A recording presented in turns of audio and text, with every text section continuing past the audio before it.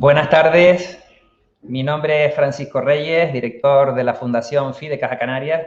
Y bueno, en primer lugar quiero darles mi más cordial bienvenida a esta jornada sobre planificación y actualización fiscal 2020-2021 que organizamos en colaboración con el despacho Montero Aramburu Abogados. Traslado nuestro agradecimiento por esta colaboración a Juan Luis Lorenzo, socio coordinador de Montero Aramburu Abogados en Canarias, y a los 3 miembros de su equipo, expertos en las distintas figuras impositivas que vamos a abordar esta tarde y a los que le doy una cordial bienvenida. Esta jornada de hoy es un clásico en nuestra programación formativa, ya que llevamos 18 años haciendo una reunión anual con las empresas y profesionales para analizar las novedades fiscales y repasar los elementos destacables de las distintas figuras impositivas para ayudar en la tarea de planificación y gestión fiscal. La novedad este año es su formato, que es exclusivamente online, por videoconferencia, dadas las restricciones pues, aún vigentes por la situación sanitaria, pero que también quedará grabado y publicada en nuestro canal YouTube próximamente. El objetivo que nos proponemos un año más es hacer un análisis de los aspectos más relevantes que ayuden a la gestión del cierre fiscal del ejercicio 2020, en el impuesto sobre la renta de las personas físicas y en el impuesto sobre sociedades, además de presentar las principales novedades que para este ejercicio 2021 deben tenerse en cuenta en relación a estas figuras impositivas, al impuesto general indirecto canario y a otros aspectos del régimen económico y fiscal de Canarias.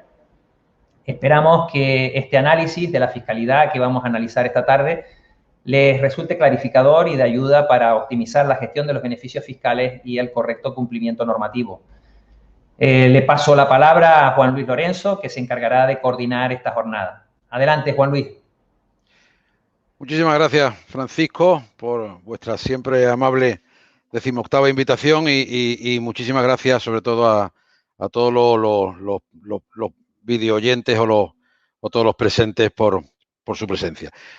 Francisco, junto con nuestro agradecimiento, yo de verdad no puedo dejar pasar la oportunidad de expresarte como representante de FI de Caja Canarias nuestro agradecimiento personal y de todo Montero Aramburu Abogados por el gran esfuerzo que sé que habéis hecho durante este año diferente para hacernos llegar a través de vuestra organización jornadas o seminarios como el que hoy nos trae, pero siempre con grandes referencias de pensamiento económico y de opinión en relación con la situación que durante todo este proceso hemos ido viviendo. Así, hemos visto que habéis organizado infinidad de sesiones como la de hoy, pero en la que han participado de verdad grandes nombres de todos los sectores de la actividad económica, ¿no? Desde el marketing al liderazgo, desde el empleo al emprendimiento, pasando por la digitalización, la ética de los negocios o incluso la inteligencia emocional, ¿no?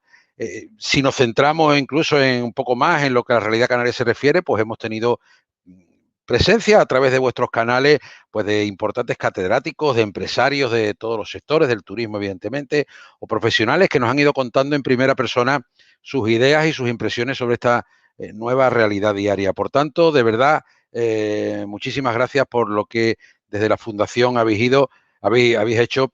Y también te agradezco que en varias ocasiones hayas contado con profesionales de Montero Aramburu para participar en algunas sesiones, ¿no? No sé si recuerdas, por ejemplo, la relativa a las novedades en materia laboral derivadas del COVID o las medidas extraordinarias del estado de alarma sobre los plazos administrativos y su incidencia en los procedimientos, que como recordará tanto mi compañera Elena Piqueras como Rosa Martínez, responsables de los departamentos laboral y público respectivamente, de Montero Aramburu en Canarias, pues participaron. Sinceramente, de verdad, te lo digo, que cada sesión que habéis organizado ha sido una ventana abierta a los temas que de verdad forman parte de la vida económica y profesional de los ciudadanos en general y de los canarios en particular. Por tanto, de verdad, te reitero nuestro agradecimiento por el gran trabajo. Y eso nos da un mayor orgullo y responsabilidad a Montero Aramburu Abogados para poder compartir con todos los presentes esta sesión que ahora vamos a comenzar. Bueno, por tanto, un año más a comentar con todos vosotros las novedades que la norma tributaria, de nuevo, ha venido a implantar este año y haciendo también un breve repaso a las que fueron novedades para el año 2020. Pues como saben, siempre en esta jornada tenemos que hablar del año 2020, del año 2021. Las novedades del 21 se aplicarán en las declaraciones de los impuestos directos que presentemos durante el año que viene. Sin embargo, las declaraciones de los impuestos indirectos, como elegí, pues ya están plenamente aplicables. Entonces, los impuestos directos también haremos un breve repaso a lo que fueron novedades del año 2020 y 2021. Y, por supuesto, las novedades que haya en el tema del REF. Pues bien, aún sabiendo que el tema es, como siempre, este tema que nos trae aquí bueno, tiene un alto contenido técnico, tenga la absoluta seguridad de que los profesionales con los que hoy voy a compartir o vamos a compartir las pantallas, vamos a hacer todo lo que esté en nuestra mano para, sinceramente, para ganarnos nuestro derecho a volver a participar el año que viene en esta importante jornada. Solo quiero acabar esta pequeña presentación con una sincera tristeza, ¿no? Por no poderla hacer de manera presencial como muchos estábamos acostumbrados, porque es verdad que esta jornada también era un momento donde nos veíamos y nos saludábamos, pues muchos amigos que a veces solo nos veíamos aquí un año detrás de otro y bueno, pues siempre un importante momento. Solo espero que estos amigos sigan ahí, entre los que están ahora mismo viéndonos por las pantallas y que tengamos la oportunidad el año que viene de podernos saludar personalmente. Entonces, por mi parte, nada más y con el permiso de Francisco Reyes, pues podemos dar comienzo a la jornada, ¿no? Os voy a dar entrada a la primera ponente, a mi compañera Natalia García Pavilar, que nos va a hablar de la planificación del IRPF del 2020 y las novedades para el 2021. Cuando quieras, Natalia. Muchas gracias, Juan Luis, por la presentación. Efectivamente, a mí me toca romper el hielo de esta jornada de hoy con las novedades del IRPF del ejercicio 2020 y las novedades para el ejercicio 2021 que están actualmente aprobadas sin perjuicio de que ya les adelanto que existen multitud de normas en tramitación parlamentaria que van a suponer un importante cambio en el sistema tributario y financiero español a lo largo del ejercicio 2020, pero que no las vamos a tratar en esta sesión, puesto que se alargaría mucho en el tiempo, incluso requeriría de más sesiones en otros días, ¿no? Yo sé que el tema de, como ha dicho Juan Luis, el tema de tratar las novedades fiscales, además vía streaming, es una cuestión bastante árida y yo voy a intentar por todos los medios que la jornada de hoy sea lo más amena posible dentro de lo que cabe y sin perjuicio de que si hay algo que no se entienda o necesite mayor aclaración, después en el coloquio responderemos todas las dudas y aclararemos todo aquello que consideran oportuno. Antes de desgranar las novedades del IRPF para 2020 y para 2021, he querido ponerles la gotita de sudor en la frente con el calendario que ya ha aprobado la agencia tributaria, ya ha publicado en su página web respecto de la campaña del IRPF 2020. El pistoletazo de salida se da el 7 de abril, es decir, a partir del 7 de abril los contribuyentes podrán acudir a la página web de la agencia tributaria, descargar su borrador y podrán comenzar a presentar sus declaraciones del IRPF 2020. Como todos los años, la campaña finalizará el 30 de junio. Este será el último día en que se podrá presentar en el plazo voluntario las declaraciones del IRPF de 2020, sin perjuicio de que la fecha límite para presentar las declaraciones con cuota a ingresar mediante domiciliación finalizará el 25 de junio. Una de las cosas que nos llama mucho la atención de este calendario de la campaña del IRPF 2020 es la reducción en el periodo de asistencia a los contribuyentes vía presencial en las oficinas de la agencia tributaria. Suele ser habitual que en los meses de mayo y junio las oficinas de la agencia tributaria estén repletas de contribuyentes que van con sus papelitos a que los técnicos y funcionarios les confeccionen de forma personal en las oficinas las declaraciones del IRPF.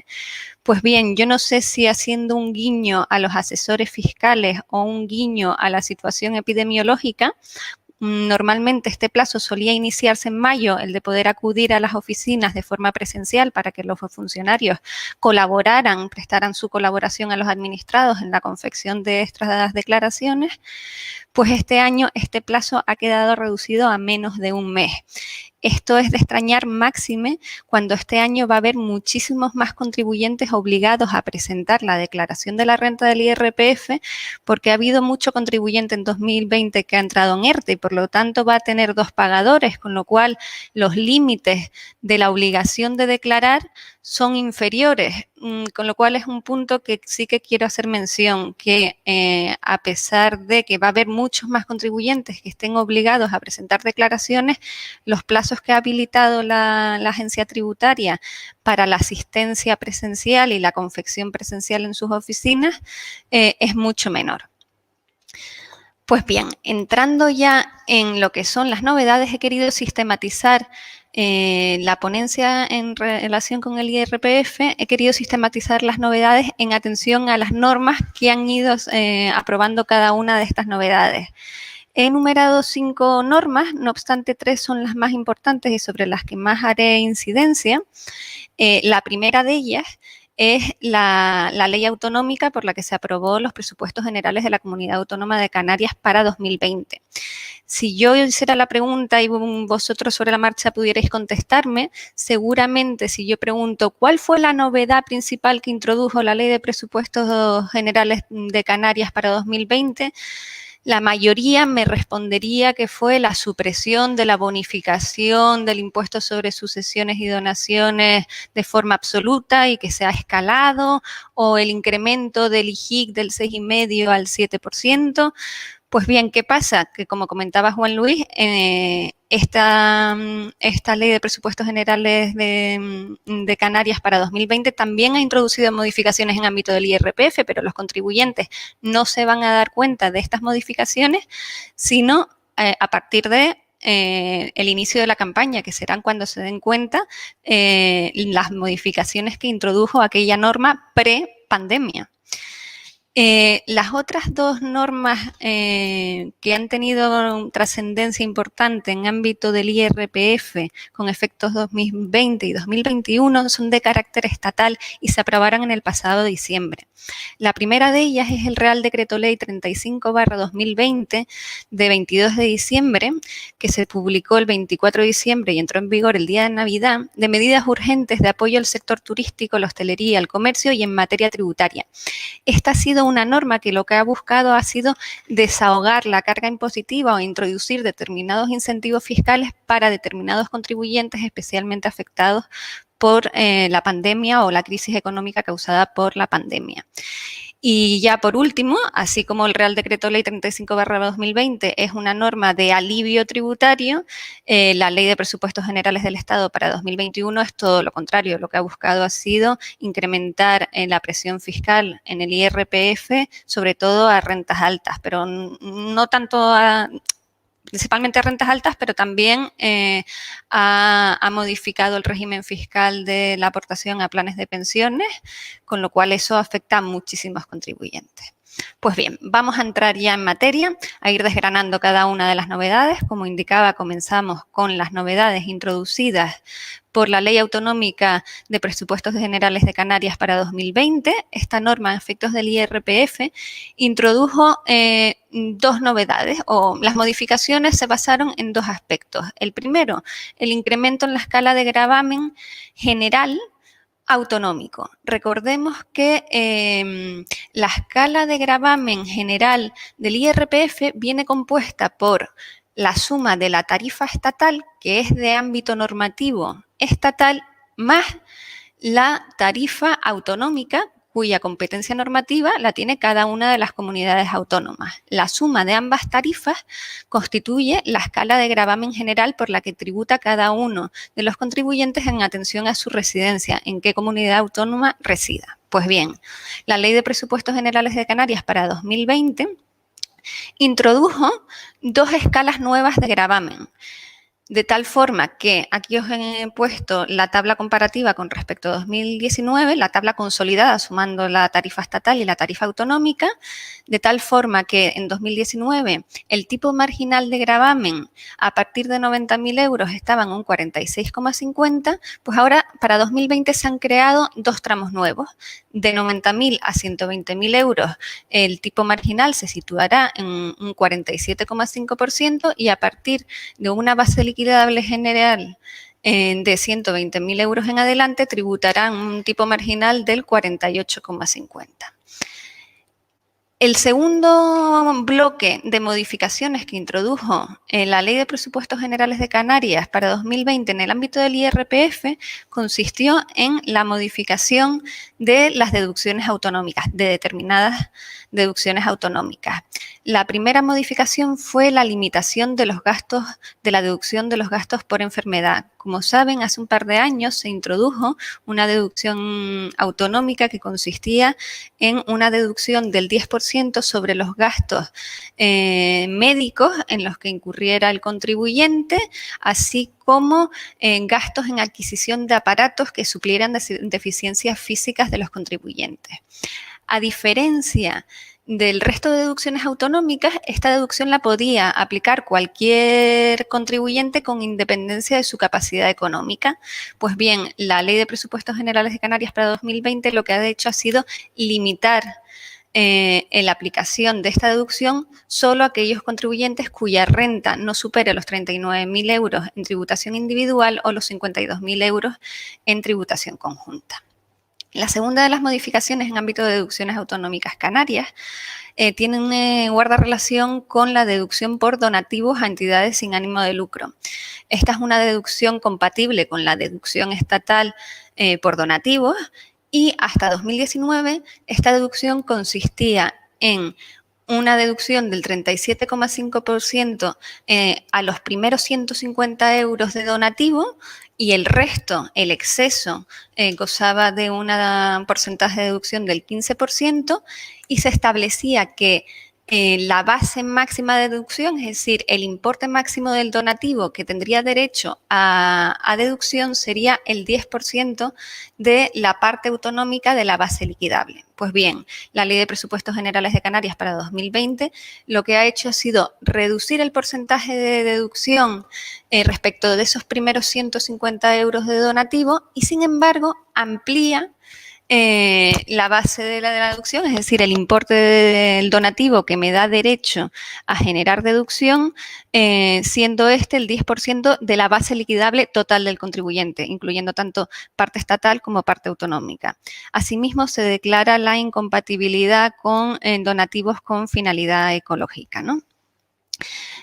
Pasando a la tercera de las modificaciones en ámbito de deducciones autonómicas, si las anteriores modificaciones venían a reducir en cierta medida la aplicación de la deducción, la tercera lo que ha hecho ha sido ampliar la deducción por gastos de estudio. Esta es una deducción que lo que busca es compensar a los padres los gastos en los que incurren en material escolar, en transporte, en uniformes, en comedor escolar, etcétera, por sus descendientes que estén cursando estudios en educación infantil, primaria, secundaria, bachillerato y formación profesional de grado medio. Hasta 2019, esos contribuyentes, esos ascendientes, tenían derecho a una deducción general de 100 euros para el conjunto de sus hijos que estuviesen estudiando.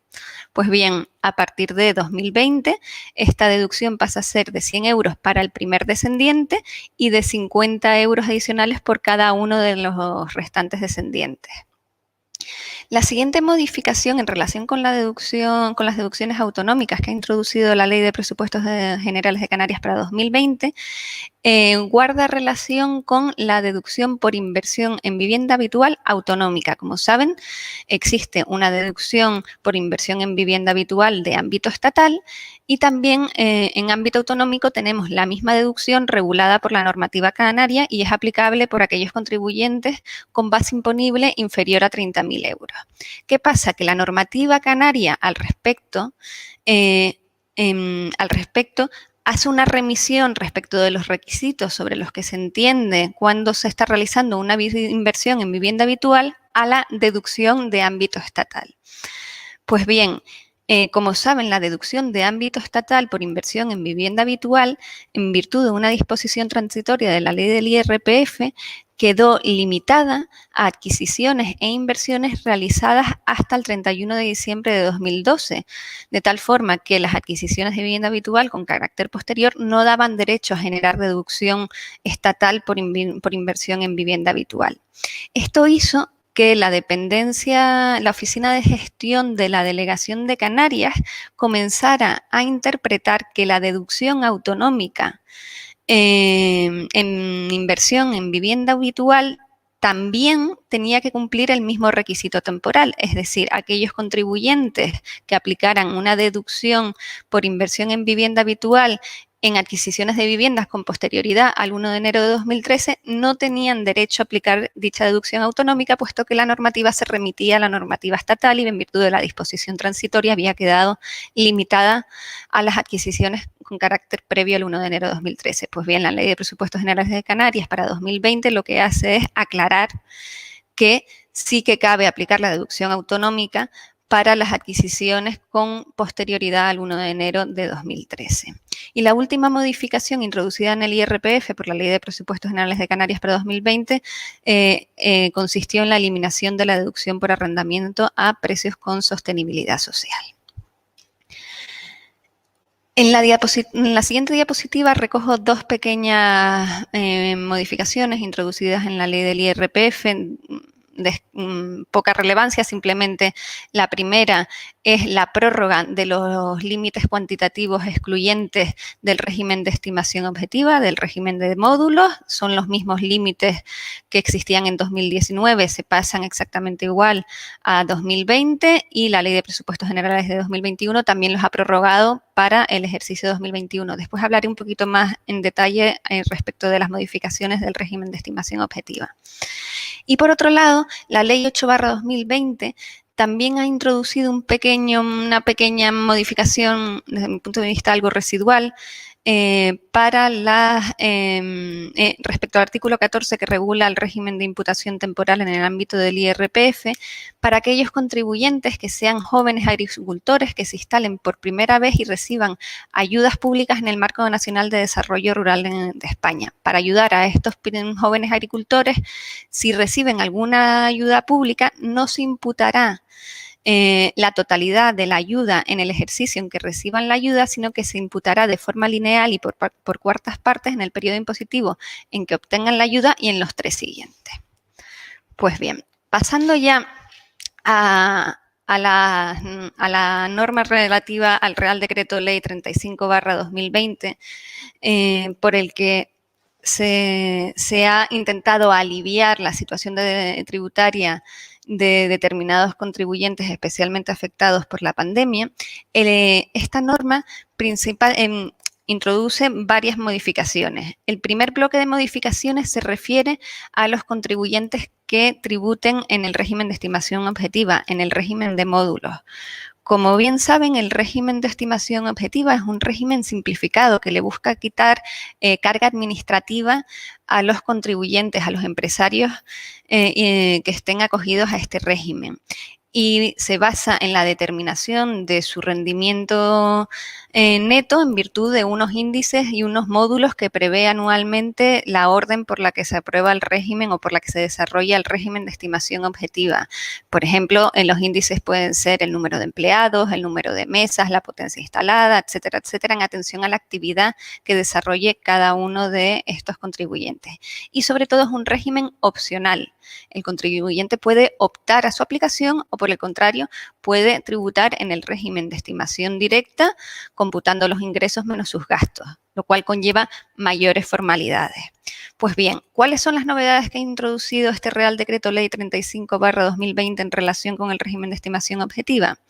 En primer lugar, ha incrementado la reducción general que tienen derecho todos los contribuyentes que estén en estimación objetiva, que se incrementa del 5 al 20 o al 35% de esta reducción en función del tipo de actividad al que estén adscritos. No todos los contribuyentes en estimación objetiva verán incrementado esta reducción general del 5%, pero gran parte de ellos sí, y están previstos en dicho Real Decreto Ley 35/2020.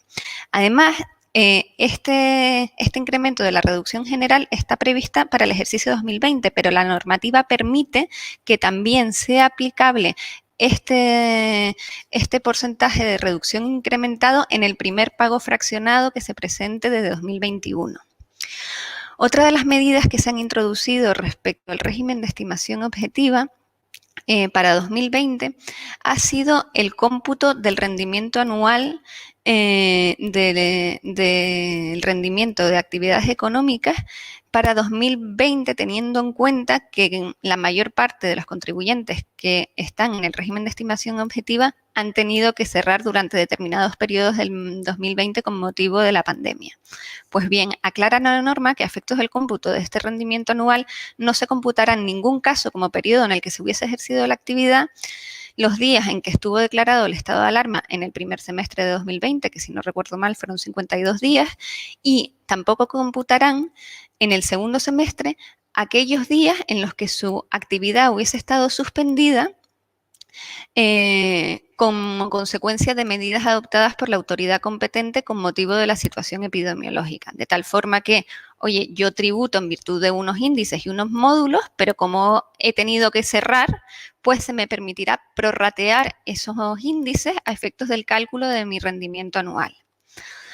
Por otro lado, como les indicaba, el régimen de estimación objetiva o el régimen de módulos es un régimen optativo y se ha permitido que los contribuyentes pudieran renunciar fuera del plazo normalmente establecido para su renuncia expresa. Normalmente, si uno quiere renunciar para un determinado ejercicio del régimen de módulos, lo debe hacer en el mes de diciembre del ejercicio anterior al que pretendan que tenga efectos.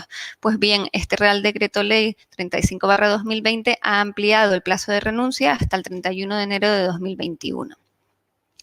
Y a mayor abundamiento, la norma ha modificado el tiempo durante el cual un contribuyente que ha renunciado a la aplicación del régimen de estimación objetiva no puede volver a optar por él. La regla general es que si yo renuncio al régimen de estimación objetiva, durante el plazo de 3 años no podré volver a optar al mismo. Pues bien, esta norma lo que me permite es que si yo renuncié para el ejercicio de 2020 o para el ejercicio de 2021 a la aplicación del régimen de estimación objetiva, la norma no me va a exigir que haya transcurrido el plazo mínimo de 3 años previsto con carácter general para poder volver a optar en 2021 o en 2022 a su aplicación.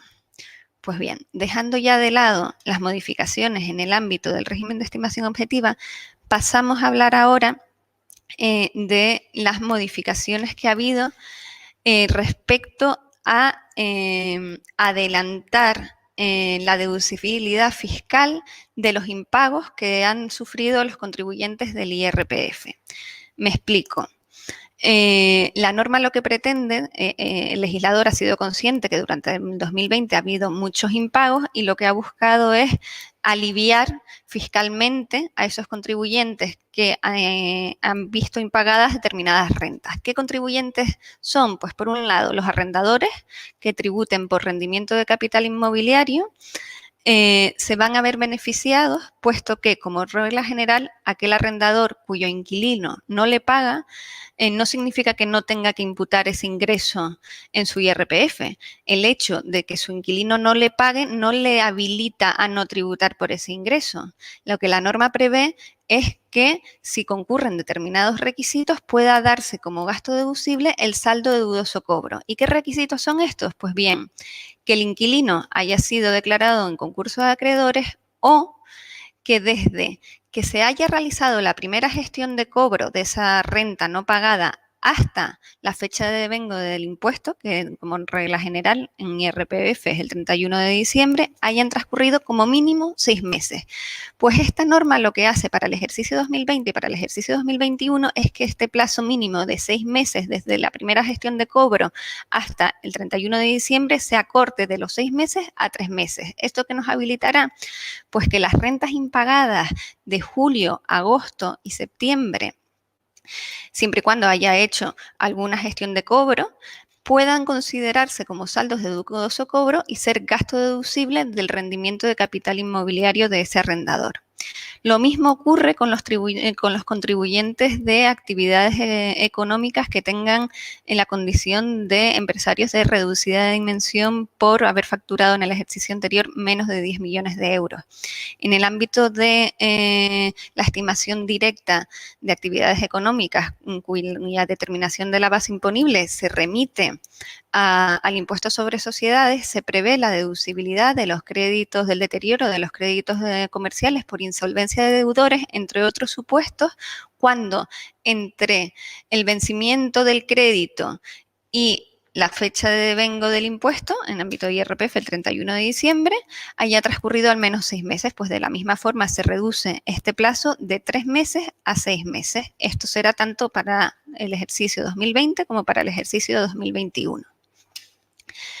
La siguiente de las modificaciones introducidas por este Real Decreto Ley 35/2020 guarda relación con las rentas en especie y los tickets restaurantes. Como saben, el artículo 42 y el artículo 43 de la ley del IRPF regula las rentas en especie y determina qué rentas en especie están exentas, haciendo especial mención a los servicios de comedor prestados a los empleados y las fórmulas indirectas de prestación de dicho servicio. Pues bien, las fórmulas indirectas de prestación de este servicio son las comúnmente denominadas como ticket restaurantes. Hasta ahora, esta exención de los tickets restaurantes, que como saben es de 11 euros diarios, exige que el consumo se realice en el propio local del establecimiento de hostelería en el que se consuma. Pues bien, adaptándose a la nueva situación generada en virtud del confinamiento, del teletrabajo, etcétera, lo que se ha modificado es aclarar o incluir que también estarán exentas estas fórmulas indirectas de prestación de servicio comedor de los tickets restaurantes cuando el servicio de comida se preste no solo en el propio local de establecimiento de hostelería, sino también fuera de este, previa recogida por parte del empleado o mediante entrega en el centro de trabajo del empleado o en el lugar elegido por este para desarrollar su trabajo mediante teletrabajo. Esta norma entra con efectos en el ejercicio 2020 y vigencia indefinida. La última modificación introducida por este Real Decreto Ley 35/2020 es un gasto deducible que han denominado, a efectos del rendimiento de capital inmobiliario, que han denominado incentivo para fomentar la rebaja de la renta arrendaticia. Cuando uno lee este incentivo, el artículo literalmente no le queda nada claro cuál va a ser su ámbito de aplicación y cómo se va a aplicar este incentivo fiscal. Después de haber acudido a foros en Internet de asesores fiscales y a charlas impartidas por inspectores de Hacienda, parece que se han ido despejando las dudas al respecto de cómo consiste y en cómo se va a aplicar este incentivo fiscal.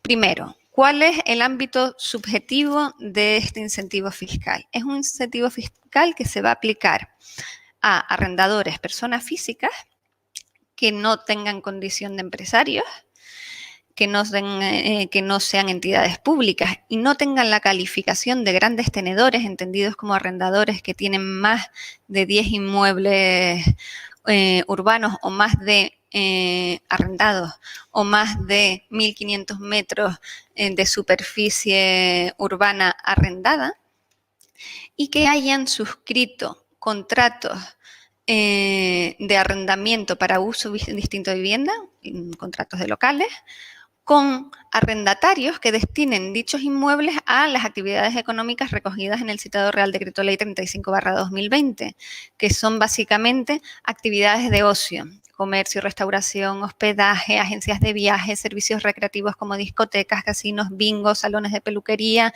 y servicios fotográficos. Pues bien, este es el ámbito subjetivo. Necesitamos una persona física que arriende un local y el inquilino destina el inmueble a alguna de estas actividades y que el arrendador no sea un gran tenedor. ¿Cuál es el ámbito objetivo de este incentivo fiscal? El ámbito objetivo es que este arrendador de forma voluntaria haya pactado con su arrendatario una rebaja arrendaticia a partir del 14 de marzo de 2020, a partir de la declaración del estado de alarma, que tenga efectos en enero, febrero, marzo de 2021. Pues bien, en caso de que se haya pactado una rebaja arrendaticia, el legislador le premia otorgándole un gasto deducible a efectos de la determinación de su rendimiento de capital inmobiliario. Pues bien, lo mejor yo creo que es poner un ejemplo para entender cómo se aplica este incentivo.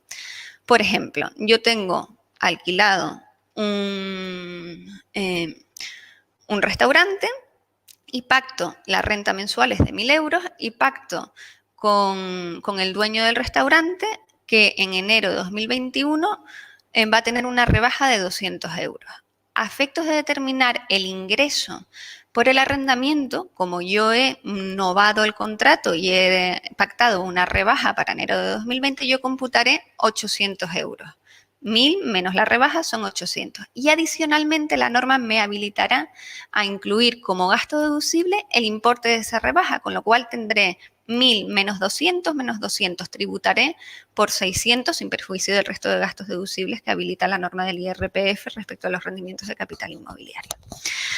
No obstante, la norma aclara, ojo, si lo que tú has pactado es un diferimiento y no una rebaja arrendaticia, no te será de aplicación este gasto deducible. ¿Esto qué significa? Que si yo te rebajo en enero la renta a 200 euros, pero pacto contigo que en febrero me pagues 1.200, lo que he hecho es un diferimiento, no una verdadera rebaja arrendaticia. Por otro lado, no está previsto este gasto deducible, este incentivo fiscal, cuando el arrendatario sea una parte vinculada con el arrendador, sea un familiar, sea una sociedad vinculada, etcétera. Pues bien, ya pasamos a la última norma que ha introducido novedades fiscales en el IRPF para 2021. Como os comentaba, la Ley de Presupuestos Generales del Estado lo que ha hecho ha sido incrementar la presión fiscal a los contribuyentes españoles, sobre todo a los de rentas altas. En primer lugar, ha creado un nuevo tramo de tributación en la tarifa estatal de la base general. A partir de 300.000 euros de base liquidable general se incrementan en 2 puntos porcentuales el tipo marginal. Os he incluido aquí la tabla comparativa de la tarifa consolidada en Canarias de 2019, 2020 y 2021. Hemos pasado de 2019 un tipo marginal del 46,50% a un tipo marginal 2021 del 50,50%. Somos la cuarta comunidad autónoma con mayor tipo marginal en el IRPF, después de Valencia, La Rioja y Navarra. De forma en línea con la modificación de la escala de gravamen de la base general, también se ha modificado la escala de retenciones. La escala de retenciones de rendimiento de trabajo es de competencia absolutamente estatal, pues también se ha creado un nuevo tramo a partir de 300.000 euros, en el cual el tipo marginal será del 47%. Esto respecto a las escalas de gravámenes en el ámbito de la base general del impuesto del IRPF. Respecto a la base del ahorro, también se ha incrementado la escala del ahorro y se ha creado un nuevo tramo de tributación, siendo este del 26% a partir de una base liquidable del ahorro de 200.000 euros.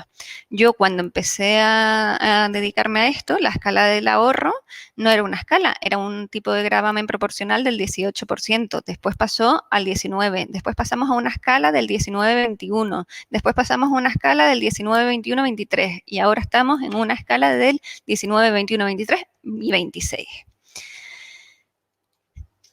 De forma equivalente a las subidas en el régimen general de los tipos de gravámenes, también se ha modificado en concordancia las escalas que le son aplicables al régimen especial de impatriados. El régimen especial de impatriados es ese que se introdujo en virtud de la ley Beckham. Son aquellos trabajadores que se desplazan a España y que pueden optar por la tributación conforme al impuesto sobre la renta de no residentes, pero que las escalas de gravamen vienen recogidas en la normativa del IRPF en dicho régimen especial. Pues bien, se han modificado también sus tipos marginales en la base general al 47% y en la base del ahorro al 26%. Y ya la última modificación que ha introducido esta Ley de Presupuestos Generales del Estado guarda relación con los planes de pensiones. Esto yo creo que los bancos se han dedicado en los meses de noviembre y diciembre del 2020 a anunciárnoslo por activa y por pasiva. Como saben, el régimen de los planes de pensiones, el régimen fiscal de los planes de pensiones se ha basado en un régimen de diferimiento.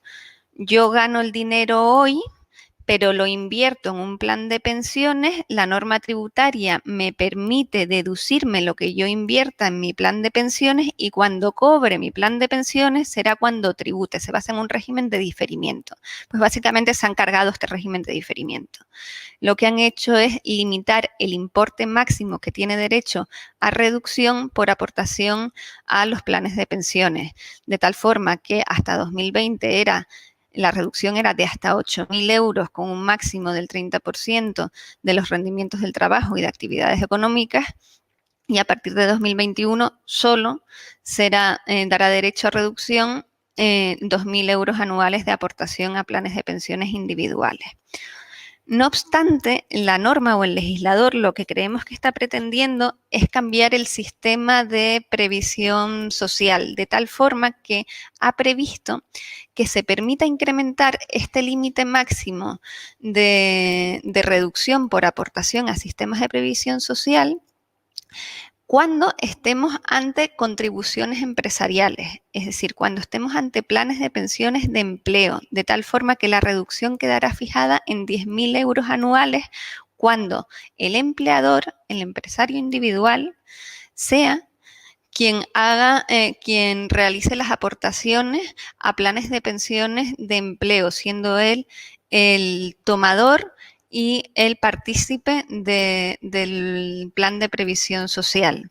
Esto lo que va a buscar es introducir en el sistema de empleo español retribuciones variables en las que parte de tu sueldo sea a través de aportaciones a planes de pensiones de empleo o mutualidades de previsión social, puesto que tendrán un mayor incentivo fiscal. Pues bien, esta es la última de las modificaciones introducidas en el IRPF por la Ley de Presupuestos Generales del Estado para 2021. No obstante, no quería terminar mi intervención sin mencionar que también se ha modificado por la Ley de Presupuestos Generales del Estado para 2021 en la escala de gravamen del impuesto sobre el patrimonio, dado que Canarias no tiene una escala de gravamen en el impuesto sobre el patrimonio propia, sino que nos remitimos a la normativa estatal, se ha incrementado en un punto porcentual la tarifa del impuesto para los patrimonios superiores a 10.695.000 euros. Se ha incrementado del 2,5 al 3,5 y además se declara la vigencia indefinida del impuesto sobre el patrimonio. Ya no se tendrá que ir prorrogando anualmente la vigencia de dicho impuesto, sino que se determina de forma indefinida. Pues bien, estas son las novedades hasta ahora aprobadas, sin perjuicio de que, como ya les adelantaba, están en tramitación parlamentaria determinadas normas como son la Ley de Medidas de Prevención y Lucha contra el Fraude Fiscal y la reforma del reglamento del IRPF, que van a introducir grandes modificaciones en el sistema impositivo español y nos van a incrementar durante el 2021 la presión fiscal más si cabe. Y hasta aquí llega mi intervención respecto del primer bloque de la jornada de hoy y si quieren después en el coloquio podremos seguir aclarando cualquier duda que les haya podido surgir al respecto. Gracias, Natalia. Yo creo que es bastante claro las novedades. Yo insisto en lo que acaba de decir Natalia. Quien quiera hacer las preguntas, que las haga a través del chat y ya tomamos nota y luego la pasamos al final del coloquio. Y en cuanto a la presentación, pues bueno, simplemente recordar algo de lo que ha dicho Natalia, que se ha referido a novedades tanto del año 20 como del año 21. El año 20, bueno, aparte de los aumentos de tipos, pues hay alguna alivio, le nombraba ella, de la presión fiscal, básicamente centrado en los módulos, en la mejora de la deducibilidad de algunos saldos morosos o en la exención mejorada de los tickets de restaurante, los servicios de comedor, y ya para el 2021 lo que hemos visto de los incentivos para fomentar la rebaja de las rentas arrendaticias, así se titula el artículo, que parece que le da una doble ventaja a esa rebaja, o el aumento de los tipos, eso no alivia nada, o la reducción de las aportaciones a planes de pensiones, que tampoco no podemos considerar ningún alivio. Y ya después de eso, y reiterando el comentario de que pasen las preguntas a través del chat y luego ya las vemos, voy a dar paso a mi compañero Jesús Heredia, abogado de Montero Aramburu, Canarias, aquí en concreto de la oficina de Tenerife, que nos va a hablar de las modificaciones tributarias, estas sí, exclusivamente para el 2021, referidas al IGIC. Por lo tanto, Jesús, cuando quiera. Bueno, buenas tardes a todos. Gracias, Juan Luis, por la presentación. Vamos a pasar a comentar las novedades en el ámbito del IGIC, que, bueno, por el carácter del impuesto nos centramos en las novedades aplicables en el 2021. Las novedades no son de un orden tan significativo como fue el año anterior, la subida del tipo impositivo del 6,5 al 7. Ahí en la primera diapositiva veíamos las leyes y la normativa aplicable a los cambios en este año.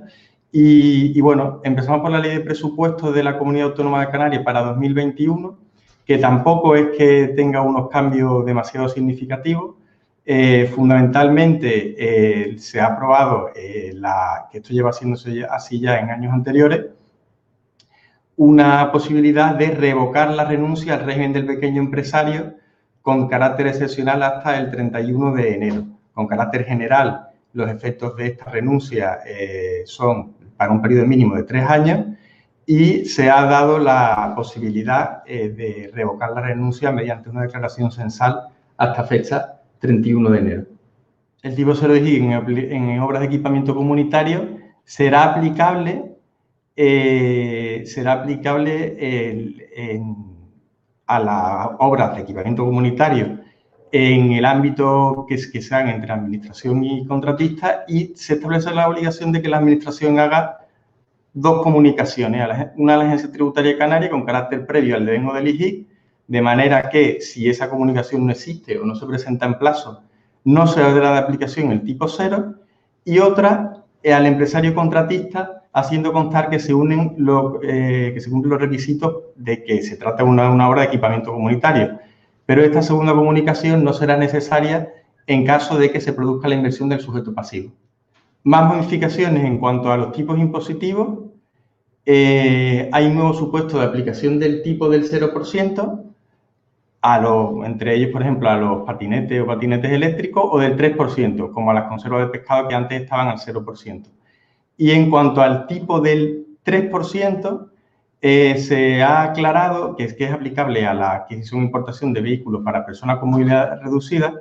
Se ha aclarado que hay una limitación establecida con carácter general en la norma, que es que no se puede aplicar cuando en los 4 años anteriores se ha producido ya otra adquisición o importación a la que sí se le ha aplicado ese tipo reducido, y se ha aprobado que esa limitación no se le aplique a las entidades que prestan servicios sociales y de atención a la dependencia. Bueno, simplemente había comentado las 2 diapositivas iniciales. Como comentaba, el régimen del pequeño empresario, que se ha dado la posibilidad de revocar la renuncia a la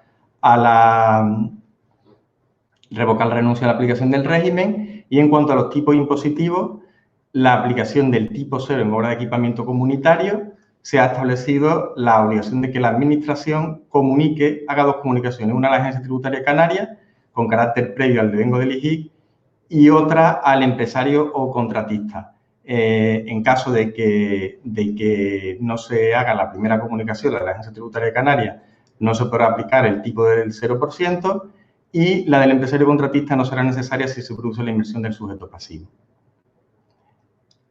Como comentábamos, nuevo supuesto de aplicación del tipo 0, del 3%.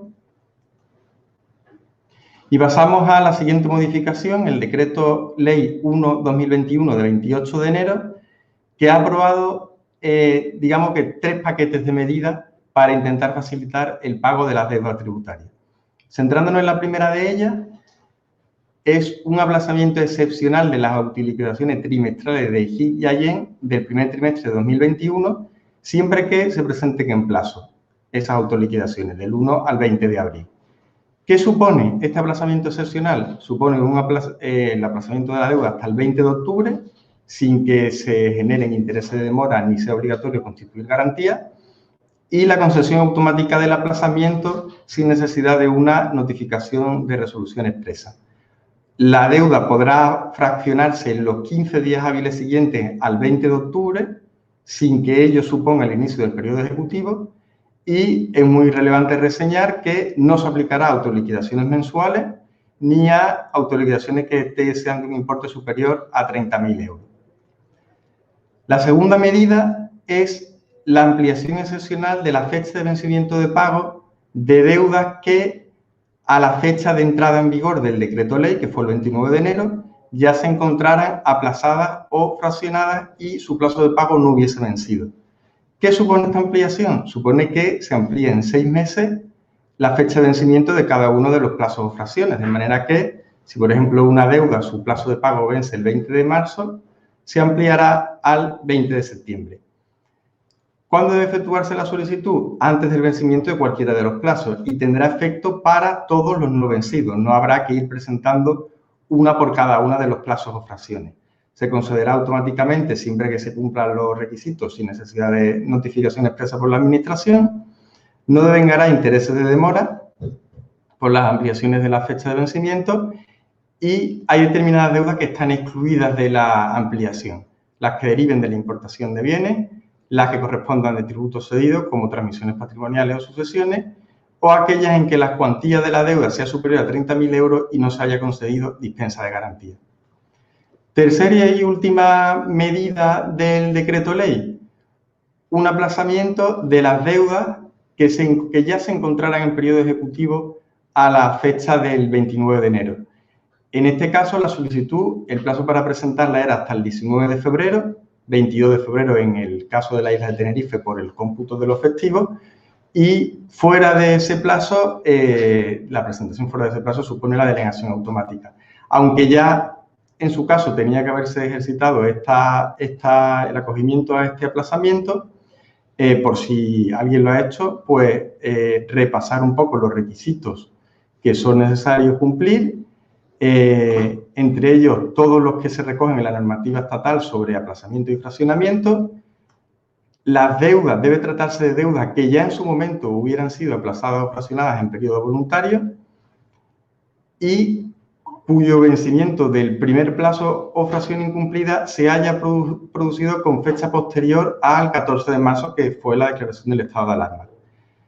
También se exige que aún no se haya producido el acuerdo de enajenación de los bienes embargados y supone el aplazamiento de la deuda hasta el 20 de octubre, concediéndose también automáticamente si se cumplen los requisitos y con posibilidad de fraccionamiento en los 15 días hábiles siguientes al 20 de octubre.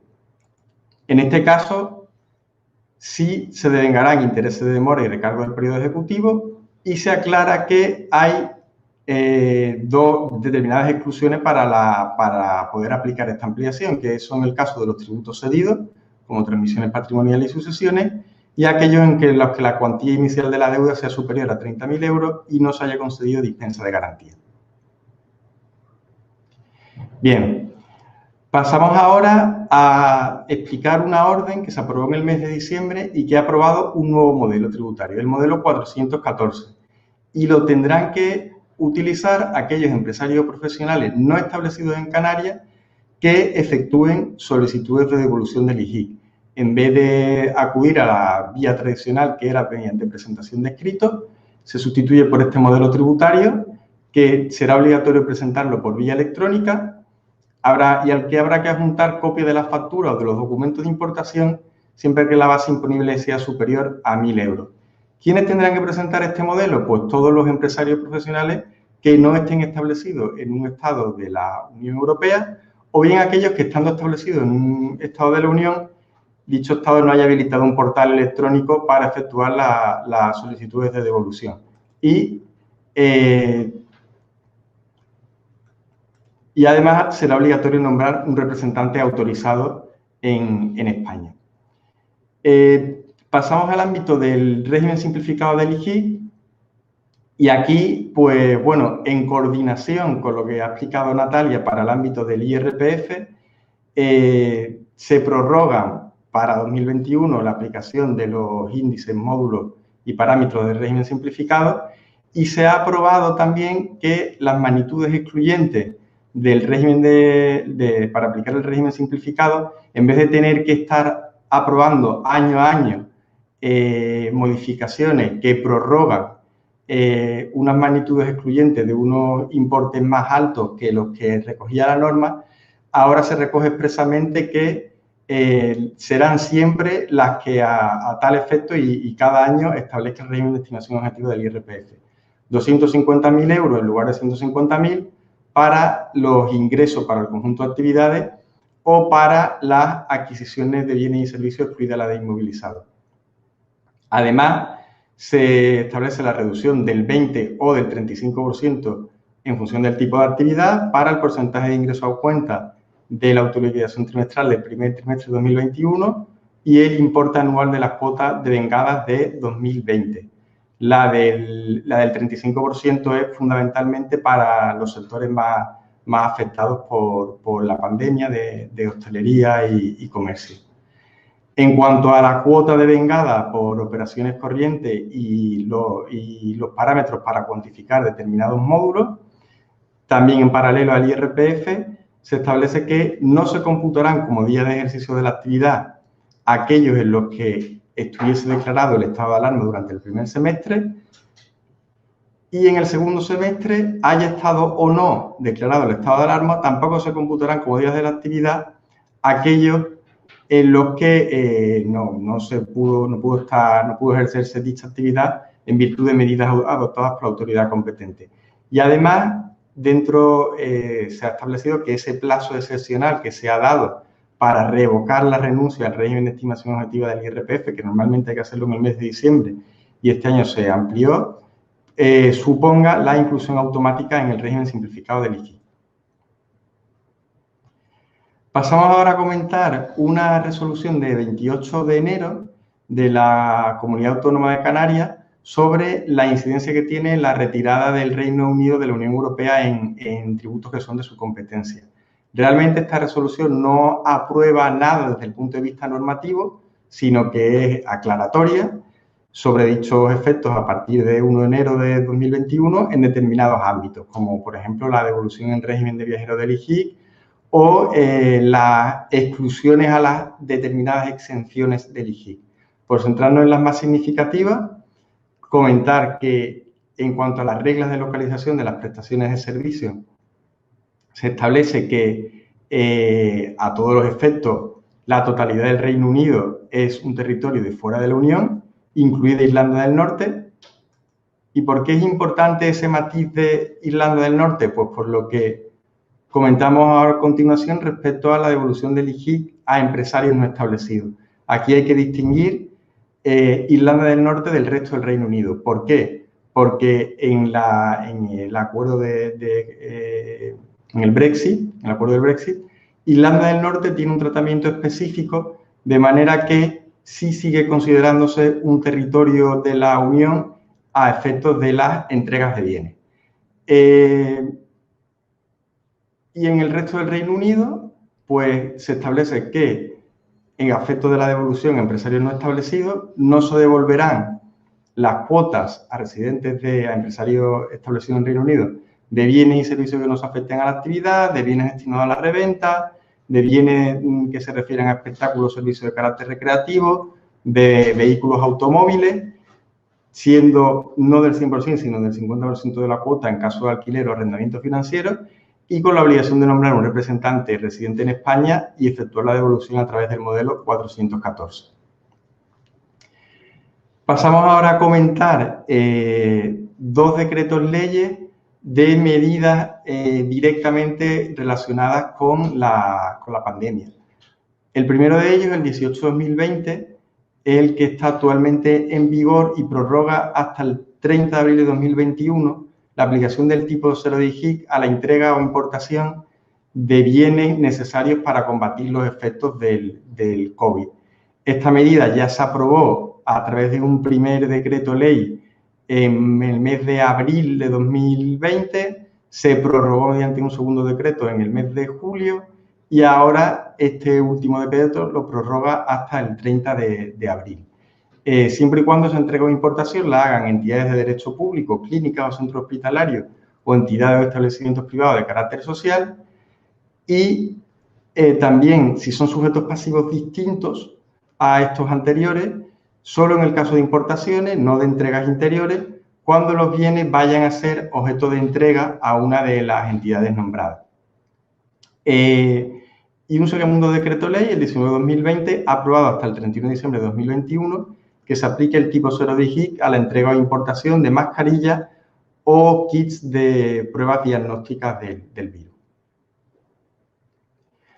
Pasamos a comentar una modificación que se ha producido de momento en el ámbito del IVA y que es previsible que se produzca en el ámbito del IGIC en breve y que creemos relevante comentarla por las implicaciones que tiene la situación actual. Sabemos que, con carácter general, la regla general de aplicación en las prestaciones de servicios es que tributan en sede del destinatario cuando éste es empresario.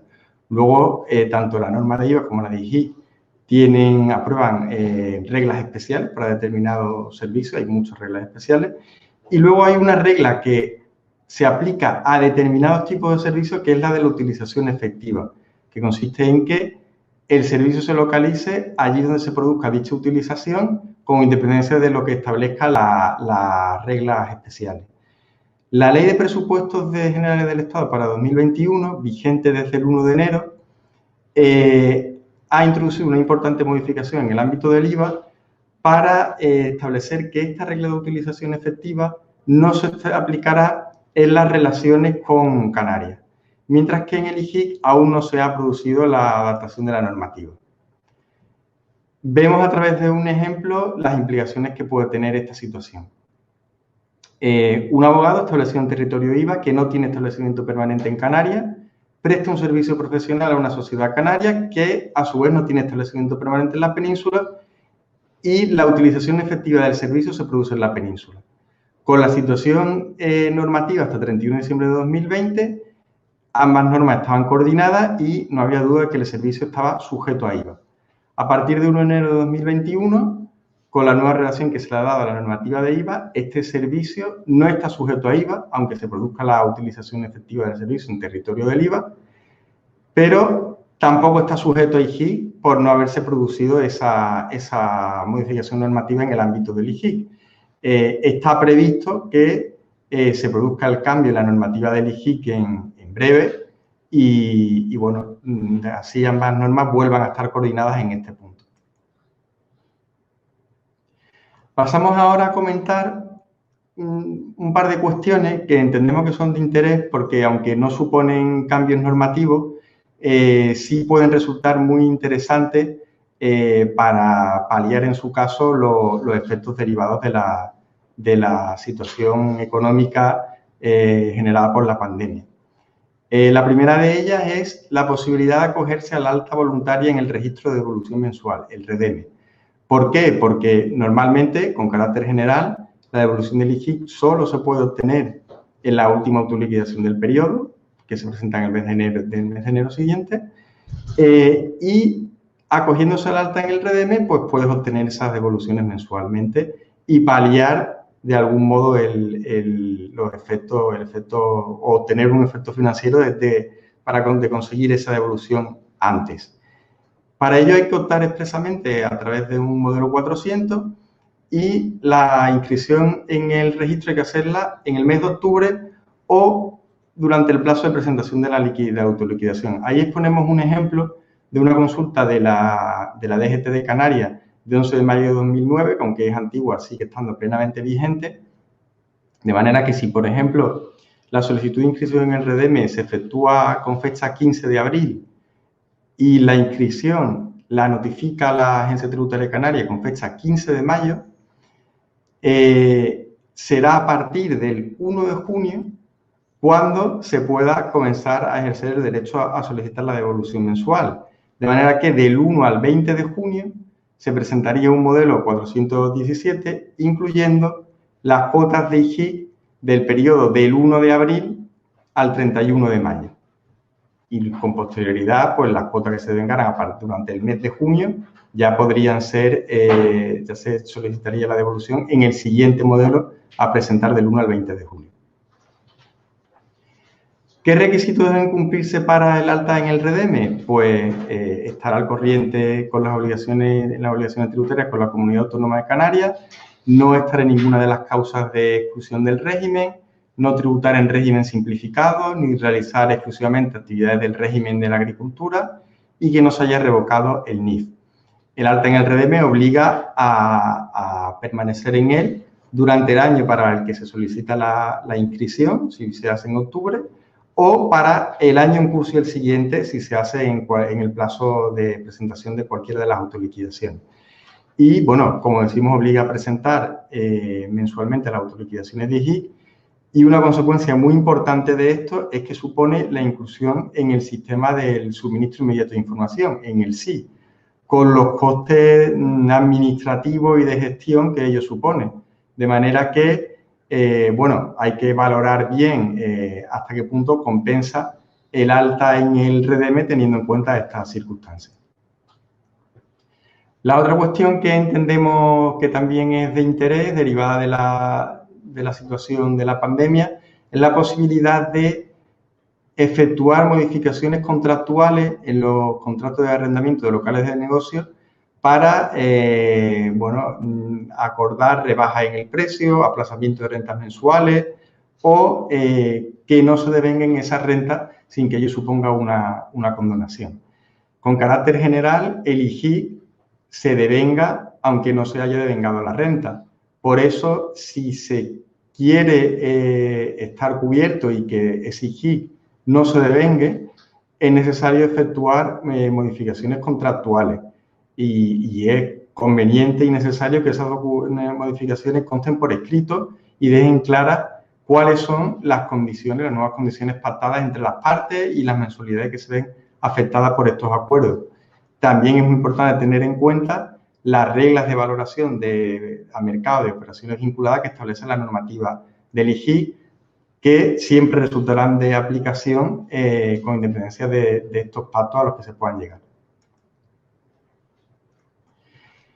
Y para finalizar, también creemos relevante, esto ya no está directamente relacionado con efectos del COVID, pero creemos relevante traer a colación una muy reciente consulta de la DGT de Canarias relacionada con la situación del concurso de sociedades del grupo Thomas Cook y la no posibilidad de modificar la base imponible. Si recuerdan, fue en octubre de 2019, antes de la pandemia, cuando con la quiebra del grupo Thomas Cook, muchísimas sociedades pues se vieron con el problema de que había grandes cantidades de IGIC repercutidos que no había sido ingresado por parte de Thomas Cook y, bueno, había autoliquidarlo ante la Agencia Tributaria de Canarias. Se dio la posibilidad de un aplazamiento excepcional para esas autoliquidaciones de finales del año 2019, pero quedó claro que no procedía a modificar la base imponible por créditos incobrables porque el destinatario no estaba establecido en Canarias. Así lo establece expresamente la ley del IGIC y así lo ratificó una consulta de la Dirección General de Tributo de Canarias de diciembre de 2019. En abril de 2020, el Tribunal de Justicia de la Unión Europea se pronuncia no respecto a Thomas Cook, pero sí respecto a un caso de insolvencia empresarial, y viene a establecer que cuando esa insolvencia haya sido declarada judicialmente en otro Estado miembro, sí se podrá modificar la base imponible por créditos incobrables. Y la Dirección General de Tributos del Ministerio de Hacienda, recogiendo este criterio establecido por el Tribunal de Justicia de la Unión, en una consulta de noviembre de 2020 a efectos de IVA, da la posibilidad de efectuar dicha modificación, siempre que se cumplan todos los requisitos establecidos por la normativa de aplicación. Se ha vuelto a plantear, a raíz de esta consulta del Ministerio de Hacienda, se ha vuelto a plantear consulta ante la Dirección General de Tributo de Canarias y en resolución de 11 de enero de 2021 vuelve a incidir en que no procede modificar la base imponible del IGIC porque no es aplicable la jurisprudencia del Tribunal de la Unión. ¿Y qué razón da para ello la DGT de Canarias? Bien, la DGT de Canarias reconoce expresamente en la consulta que en algunos casos se utiliza para la normativa del IGIC como criterio interpretativo criterios que se aplican también en el IVA en virtud de la jurisprudencia comunitaria, pero que ello no puede hacerse así cuando esa jurisprudencia es contraria a lo que recoja expresamente la normativa del IGIC. Es decir, solo en los casos en que no fuera contrario expresamente a lo que recoge la normativa del IGIC se podrían aplicar esos criterios. Y como la normativa del IGIC establece que no se pueden modificar la base imponible cuando el destinatario no está establecido, pues, bueno, se sigue manteniendo este criterio a la espera de que se produzca una modificación normativa de la ley del IGIC en este punto. Y hasta aquí la intervención. Me gusta resumir un poco, hacer mi propio micro resumen de las cuestiones que exponen los ponentes y como tal lo voy a hacer, ¿no? A mí en el tema del IGIC, como que nos ha ido exponiendo Jesús, bueno, pues hay unas modificaciones en cuanto a los plazos de revocación del REPE, de la renuncia del REPE, hay algo de modificación de tipo. Está aquel alivio que se ha hecho de aplazamientos, de modificar algo los aplazamientos para hacerlo sin intereses y sin costas y sin garantía durante un periodo, la ampliación de los plazos de vencimiento. El nuevo modelo 414 para lo no establecido, que eso sí tiene importancia. La modificación que tiene que venir de la coordinación del régimen simplificado para coordinarlo con el régimen del IRPF. Y lo que sí creo que es importante, si alguien tiene alguna operación o tiene algún cliente o tiene alguna cuestión que analizar en cuanto a lo que se trata de relaciones con el Reino Unido, pues el nuevo tratamiento que el Reino Unido va a tener en todas las operaciones transfronterizas entre Canarias y el Reino Unido, pues sí es importante conocer las modificaciones. También el tema de la regla de utilización efectiva, la falta de coordinación ahora mismo entre el IBE y el IGIC en algunos casos supuestos muy concretos y no me niego a comentar lo último que ha dicho Jesús y el último párrafo de la última transparencia en cuestión de la interpretación que hace la Consejería de Hacienda de la jurisprudencia del Tribunal de la Unión Europea, ¿no? Cuando dice que la jurisprudencia comunitaria se podrá utilizar como criterio interpretativo del IGIC en materia donde resulte equivalente con la normativa del IVA y además siempre y cuando no sea contraria a la normativa del IGIC. Por tanto, la jurisprudencia de la Unión Europea, si está de acuerdo con la normativa del IGIC, estupendo. Si la normativa de la Unión Europea, de los tribunales de justicia de la Unión Europea están en contra, son contrarias a la normativa del IGIC, pues, en fin, pónganle ustedes el calificativo. Y lo digo sobre todo porque aquí creo que ha sido importante muchas empresas canarias que se han visto afectadas por la quiebra de Thomas Cook.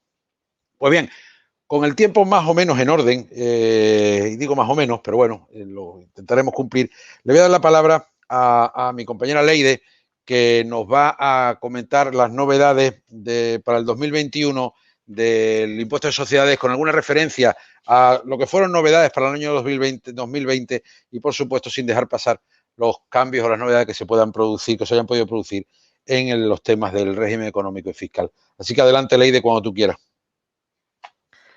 Buenas tardes. Yo voy a comentar, como decía Juan Luis, las novedades principales del impuesto sobre sociedades 2020 y 2021 del REF, y también voy a hacer una pequeña mención a las modificaciones del impuesto sobre la renta no residente.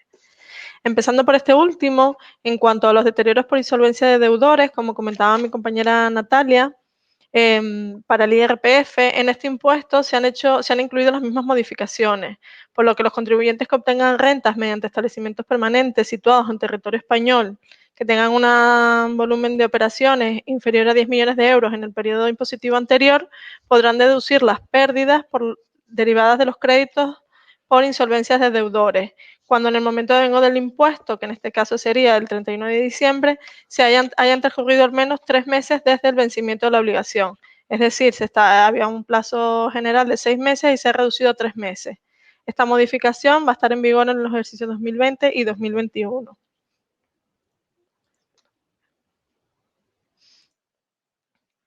La siguiente modificación fue aprobada por la Ley de Presupuestos Generales del Estado y entró en vigor el 1 de enero de 2021. Y es la adecuación de la exención para los intereses y demás rendimientos obtenidos de la cesión a terceros de capitales propios y de las ganancias patrimoniales derivadas de bienes muebles a lo establecido en el Acuerdo sobre el Espacio Económico Europeo, de manera que los residentes en Noruega, Islandia y Liechtenstein podrán aplicar la misma exención que aplicaban los residentes en la Unión Europea, siempre y cuando exista un intercambio efectivo de información tributaria. Otra modificación introducida por la Ley de Presupuestos Generales del Estado, en consonancia con la medida que se introduce en el impuesto sobre sociedades y que comentaremos más adelante, es la relativa a la exención de los beneficios distribuidos por las sociedades filiales residentes en España a sus matrices residentes o con establecimiento permanente en otros estados del espacio económico europeo. Se elimina la posibilidad de aplicar la exención cuando el valor de adquisición de la participación en la filial sea superior a 20 millones de euros. Por lo tanto, solo se va a poder aplicar la exención cuando se posea una participación directa o indirecta de al menos el 5%. No obstante, se establece un régimen transitorio que va a permitir seguir aplicando la exención hasta el 2025 incluido, siempre que las participaciones hayan sido adquiridas antes del 1 de enero del 2021.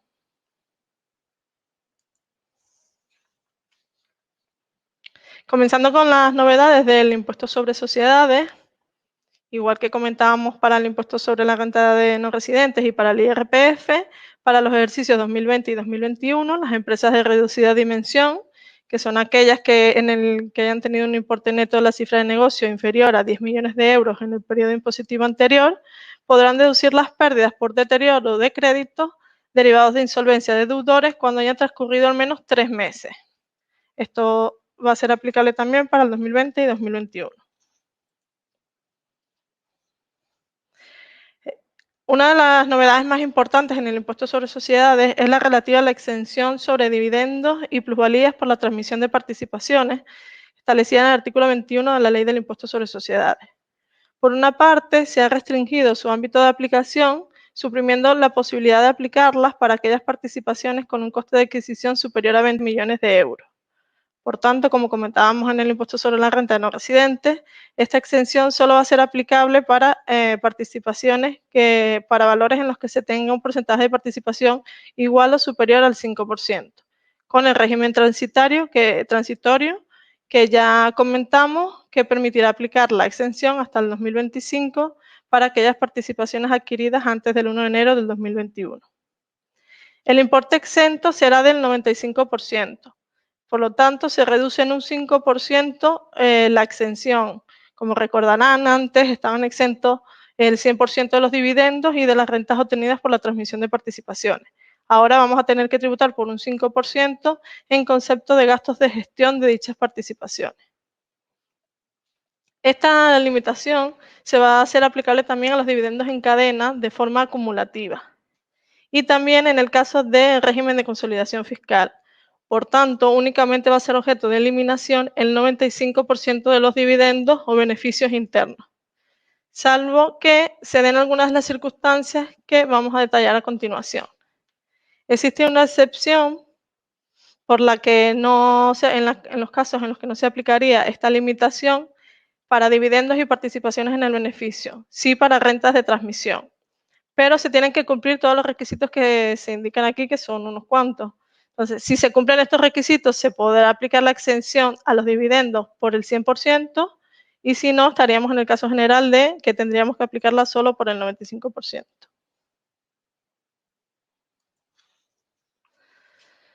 En concordancia con las modificaciones introducidas en la exención por dividendos, se ha establecido una limitación al 95% en la deducción por doble imposición internacional, regulada en el artículo 32 de la Ley del Impuesto sobre Sociedades. El límite referido a la cuota íntegra que correspondería pagar en España se va a calcular reduciendo los dividendos en un 5% en concepto de gastos de gestión. También se elimina la posibilidad de aplicar la deducción a participaciones con un valor de adquisición superior a 20 millones de euros, con el mismo régimen transitorio que ya comentamos para el artículo 21. En el ejercicio 2020 se han producido diversas modificaciones en la deducción por inversiones cinematográficas, series audiovisuales y espectáculos en vivo de artes escénicas y musicales. Tenemos el Real Decreto Ley 17/2020, el 34/2020 y la Ley de Presupuestos Generales de Estado para el 2021. Las principales modificaciones han sido que se ha establecido que los certificados que se requieren para la aplicación de esta deducción emitidos por los organismos competentes van a tener carácter vinculante para la administración tributaria. Sobre la acreditación, la aplicación del incentivo e identificación del productor. Por tanto, se podrá discutir la cuantía de la deducción, pero no el cumplimiento de los requisitos que se quedan acreditados con el certificado. La Ley de Presupuestos Generales de Estado para el 2021 incluyó una modificación en el límite para la aplicación de las deducciones por inversiones, que con carácter general es del 25% de la cuota íntegra, minorada en las deducciones por doble imposición internacional y bonificaciones, pero que para las deducciones por I+D+I se podía incrementar hasta el 50% cuando el importe de la deducción que correspondía a gastos e inversiones efectuadas en el propio ejercicio excedía del 10% de la cuota íntegra.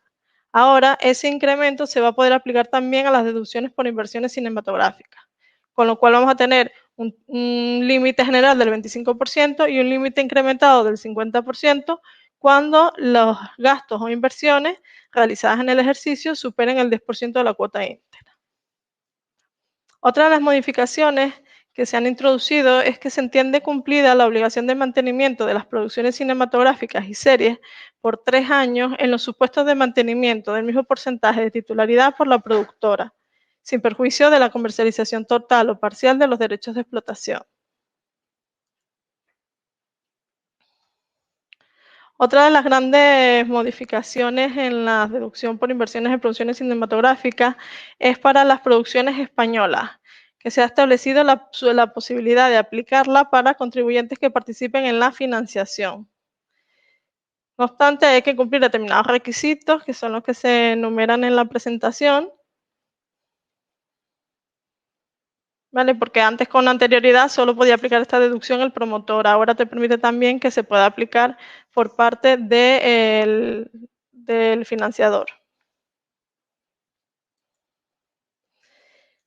Vemos aquí un cuadro resumen de las deducciones, de los tipos impositivos aplicables en las deducciones, tanto en el régimen general en Península como en Canarias, y las únicas que se han modificado en las que aparecen en rojo, que son las de las producciones cinematográficas, que en el caso de las producciones nacionales han pasado al tipo del 30% para el primer millón de base de deducción y del 25% para el resto. Antes el tramo era del 25 al 20.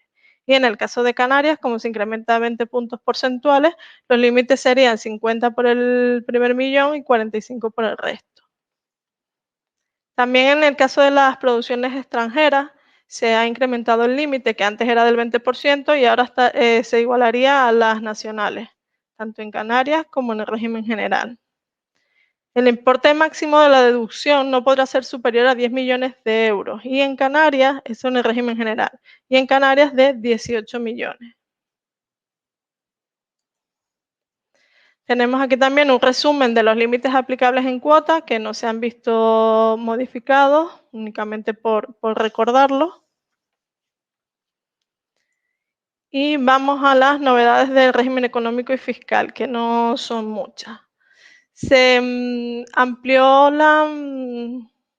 como consecuencia de la prórroga de las directrices de ayuda con finalidad regional de la Comisión Europea para el periodo 2014-2020, se ha ampliado hasta el 31 de diciembre de 2021 el plazo para la dotación de la reserva para inversiones en Canarias en el caso de haberse efectuado inversiones anticipadas. El régimen de la RIC permite que ésta se materialice efectuando la inversión con carácter previo a la dotación de la reserva. Dicha dotación tiene que realizarse en el mismo ejercicio de la inversión o en los 3 ejercicios siguientes. Con la modificación introducida por el Real Decreto Ley 34/2020, el plazo para estas dotaciones, que vencía el 31 de diciembre de 2020, ha quedado ampliado hasta el 31 de diciembre de 2021.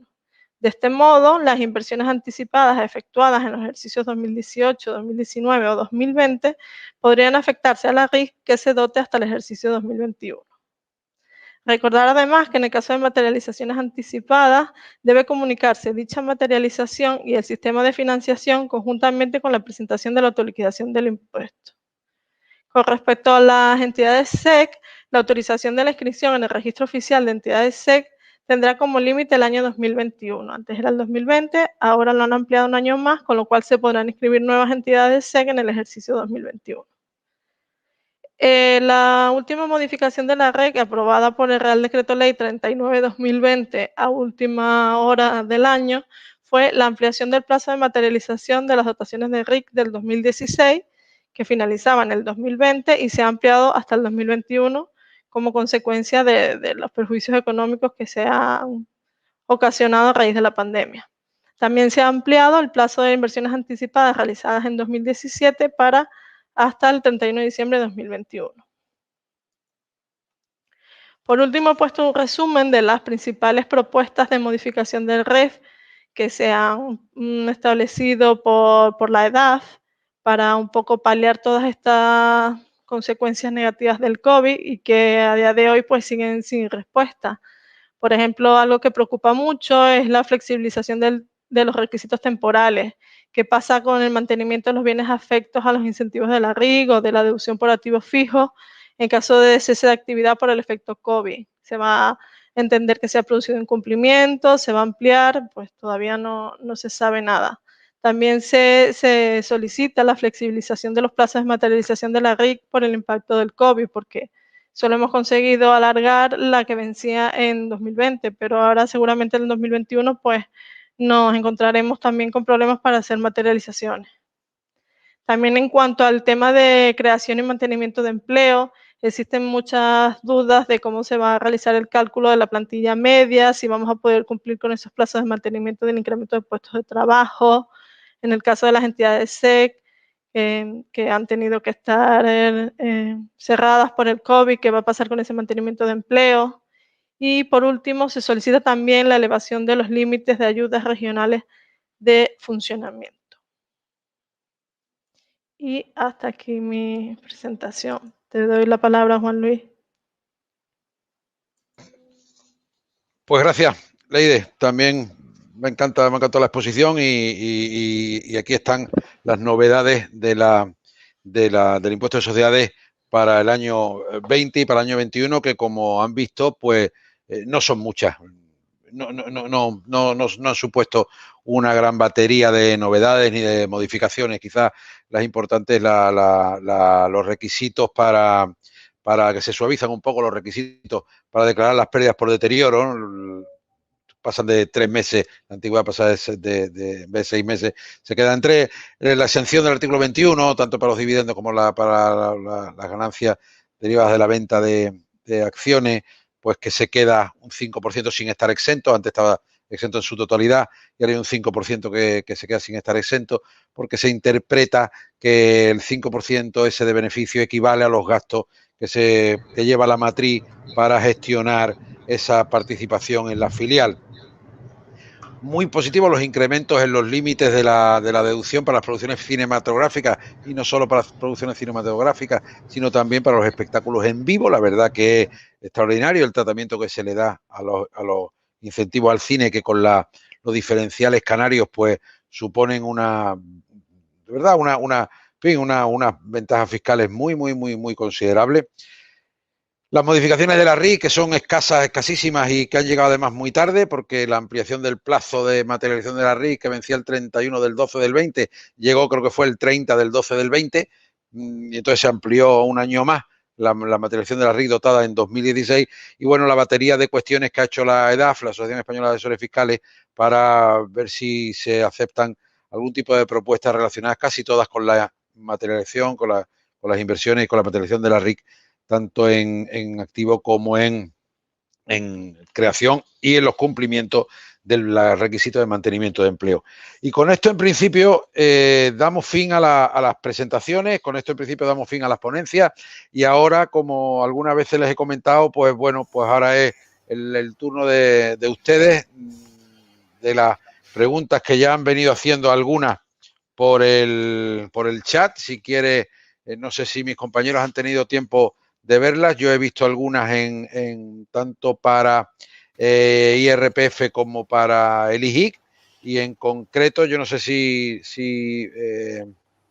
Natalia, has tenido la oportunidad de verlas, pero por ejemplo, nos preguntan si para la deducción, pregunta Delia, si para la deducción por gastos de estudio se mantiene el límite sobre los ingresos, el límite de ingresos que hay que tener. El mismo, los 39.000 euros para tributación individual y 52.000 euros para tributación conjunta.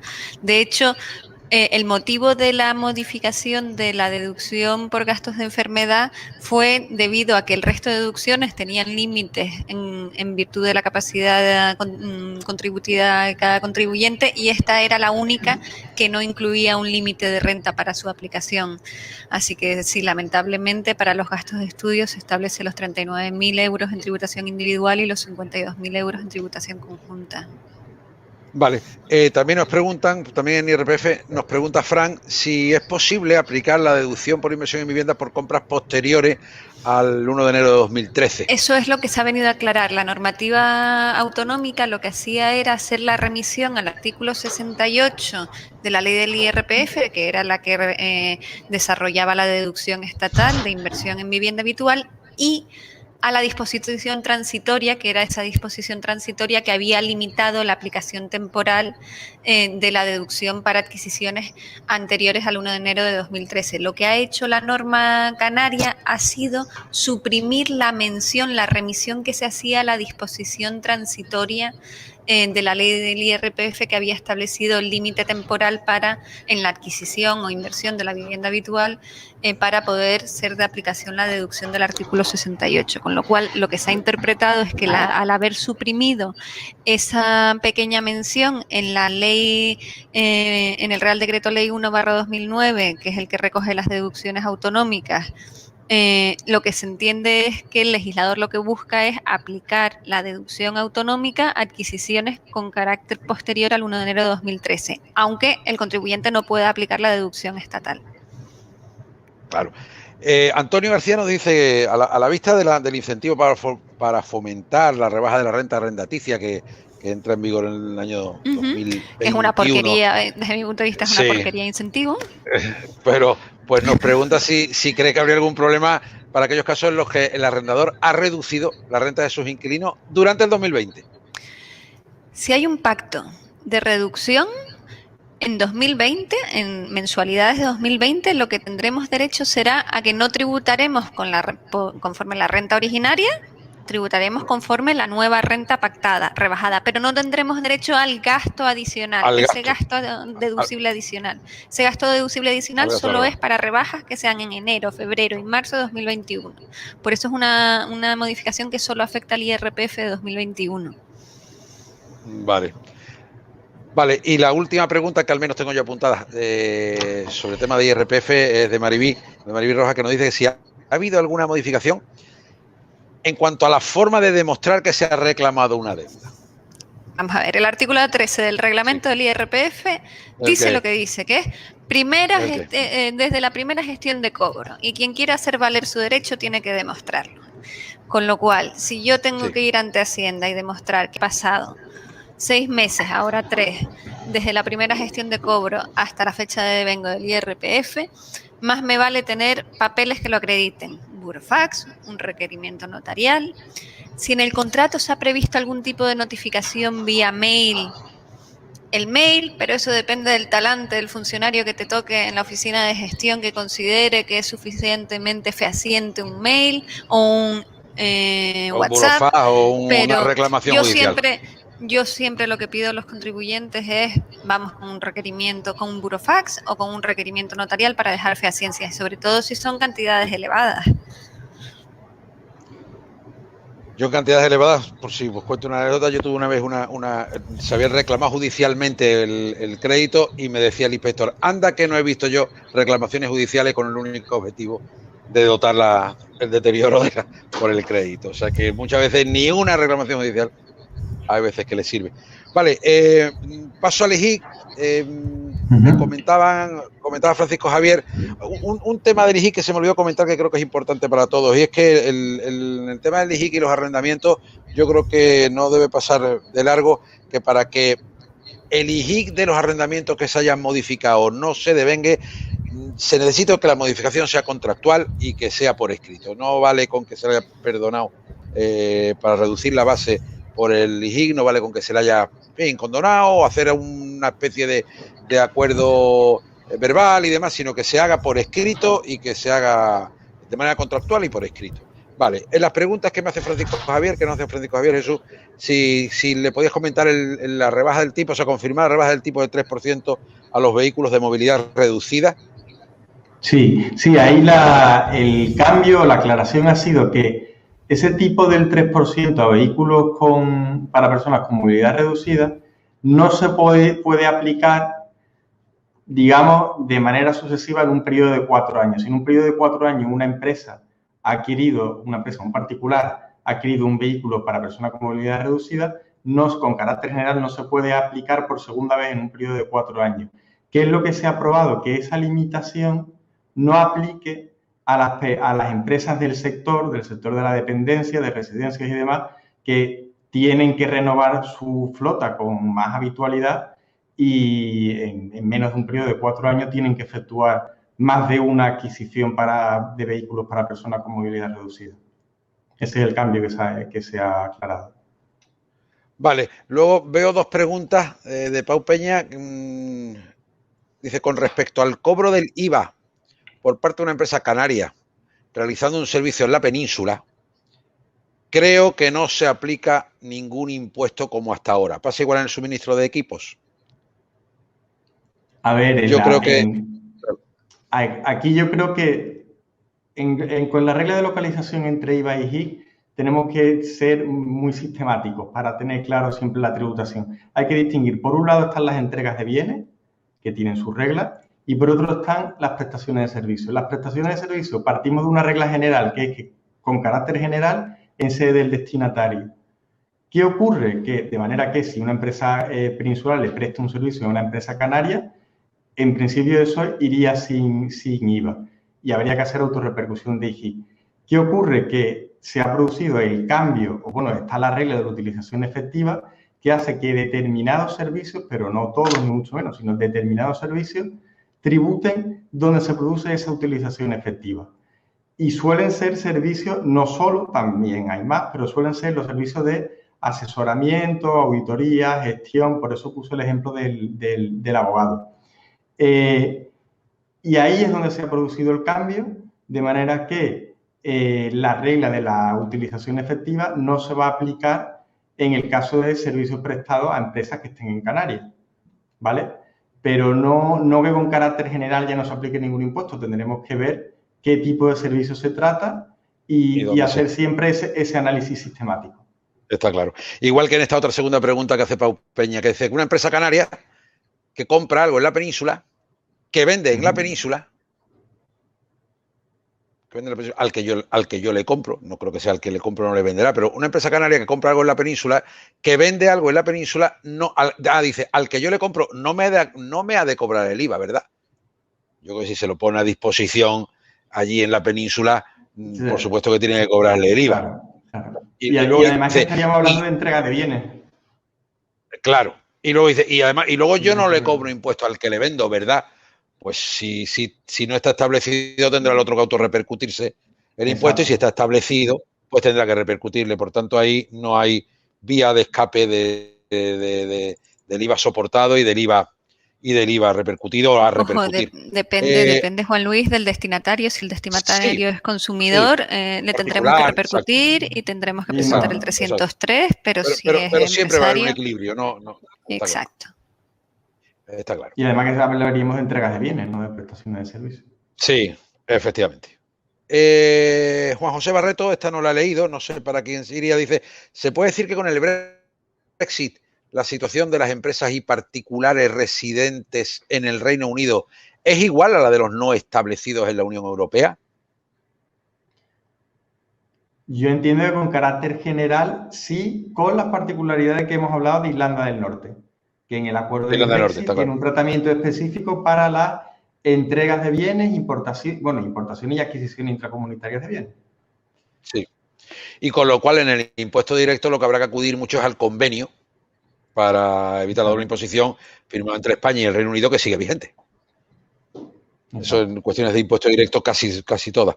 Vale, yo creo que nos quedarían dos y yo creo que estamos en tiempo. Dice, la reducción de días del primer semestre y el segundo semestre de 2020 del rendimiento neto en estimación objetiva, ¿es para todas las actividades en módulo o las que tuvieron que cerrar? Pregunta Luz María. Tú, Natalia, que estás para ti, ¿no?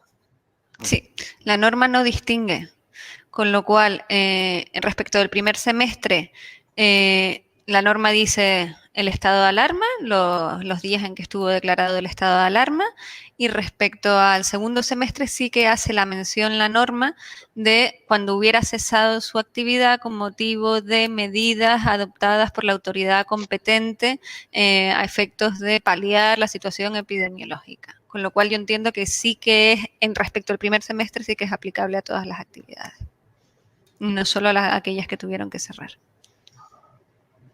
Vale, y la última, yo creo que no es una cuestión técnica, sino algo de opinión, te la vamos a dejar, Leide. ¿Podemos entender que respecto a la RIC del 18 y 19 habrá también ampliación del plazo? ¿O tenemos que esperar hasta el 30 de diciembre de cada año para irlo sabiendo? Yo la de 2018-19 no lo sé, espero que la de 2017 sí, porque la 2017 vencería ahora en 2021 y creo que gran parte del 2021 vamos a estar también con efecto COVID y muchas empresas paralizadas y cerradas, con lo cual espero, tengo la esperanza de que se amplíe también para el 2000, en este año se amplíe un año más. Lo que parece mentira es que haya que esperar hasta el último día, ¿verdad? Para averiguar esto. A ver si dicen bueno, pues yo creo que no tenemos ya. Ya, exacto. Pues yo creo que ya no nos quedan más preguntas. Yo creo que hemos cumplido el tiempo que nos tenían asignado. Yo quiero agradeceros a todos de verdad la participación. Creo que ha habido momentos de más de 250 personas y 200 así estables. Y lo único que me gustaría es que ganarnos el derecho a volver el año que viene a estar con todos vosotros y evidentemente con el deseo de que sea presencial y poder saludar a todos los amigos que tenemos y a muchos de los cuales hemos visto por el chat. Así que muchísimas gracias por vuestra presencia. Reitero mi agradecimiento a la Fundación FIDE Caja Canaria y hasta la próxima. Muchas gracias.